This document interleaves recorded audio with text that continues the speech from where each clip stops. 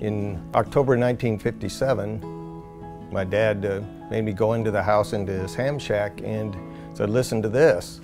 And there was a bunch of beeps on the radio, and he said, that is Sputnik. The Russians just launched a satellite, and we were able to hear it on my ham radio receiver. I was interested in electronics and the ham radio hobby, and when I went into school, I took engineering and worked at Channel 26 at UNO. I worked part-time at KLNG, KBUN Radio, and got to meet a bunch of really interesting people there. One was Mike Gann, who went on to be a district judge, and another gentleman that was working there as a DJ was Chuck Hagel. Upon graduation, I got a job at KFAB Radio, and that launched my career in broadcasting. I was at KFAB 4.5 years, and it was owned by May Broadcasting at that time, which also owned KMTV. So when I read on the bulletin board that they wanted to hire an engineer, and so I went on and I told Mikey then about that. I says, hey Mikey, you ought to come over and work at KMTV. I started here at KMTV July of 1978. And when you first started the station, they started everybody off on projection. We were NBC affiliated at the time, and we were contacted by the Tomorrow program. They wanted to do a live remote from the SAC Underground. I was fortunate enough to be on the crew to go work out there, so it was kind of neat to go out to Offutt, go to the SAC Underground, go underneath where all the command center was, and set up the remote for the General of the Strategic Air Command. Biggest thing about this kind of job is it's kind of like the Forrest Gump thing. You never know what you're going to get. You come to work, you could have a quiet day or it could be mass chaos. I got a call from one of the directors after a late newscast.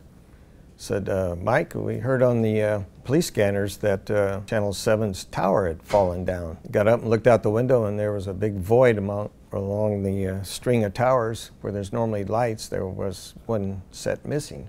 That led to a good relationship with the Channel 7 at the time, because we eventually had them put their replacement backup antenna on our tower while they rebuilt a whole new structure. I had trouble with the backup transmitter downtown. Mind you, this transmitter was on the air during the Cuban Missile Crisis. It's all tube, 100 tubes in it. So I called up my old mentor, Roger, and said, Roger, would you mind coming out here and help me fix this thing? And I say he had humility, because he called me later when I was 80, in my early 80s, to come out to help him with the transmitter out the tall tower, the old transmitter. We had a great relationship. When something would break and it would be an emergency, we would be having conversations about it. We would be arguing. It wasn't really an argument, but that's how we communicated, to get stuff rolling quickly to get to the end of the result. And to other people, they'd go, whoa. But to us, it was just our relationship, boom, boom, and we'd get the problem solved very quickly. We built a new weather vehicle out of a Nissan Rogue with no budget and loose parts laying around. We scrounged around the basement and the old boneyard of all the equipment and stuff we had, and put our brains together and came up with a way of putting together a really functional and pretty close to state-of-the-art weather tracker. He kind of kidded around a lot. He's a great guy, super nice, funny, likes to play pranks. We had a contractor working here once. He kept bragging how soundproof everything was, and what great lengths he went in the air ducting to make sure sound doesn't get into the studios and stuff. He put a intercom, or a two-way, in one of the ductwork because we kept saying that you could hear voices.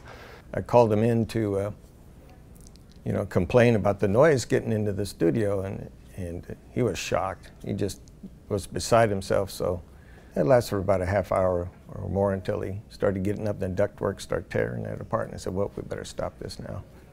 When he would be on vacation, he would still call Master Control every day to see what the transmitter was doing. Yeah, I have done that. You know, if something's eating at me and I worry about something that was a problem in the past, just to relax, I'll call and say, everything okay? He was probably the most influential engineer I've met in my life. I've worked with a lot of them. A lot of them keep what they know to themselves. He was very free and with his information and his knowledge, and I can't tell you the amount of things I learned from him. I want to say congratulations to Mike. This is well deserving. What a great honor, and I'm very proud of you. Hey, good deal, Mike. Boy, gotta pat you on the back, and maybe I give you a kick in the rear too at the same time. And I can probably speak for everyone who's worked with him, I'm a better engineer because I work with Mike Gann.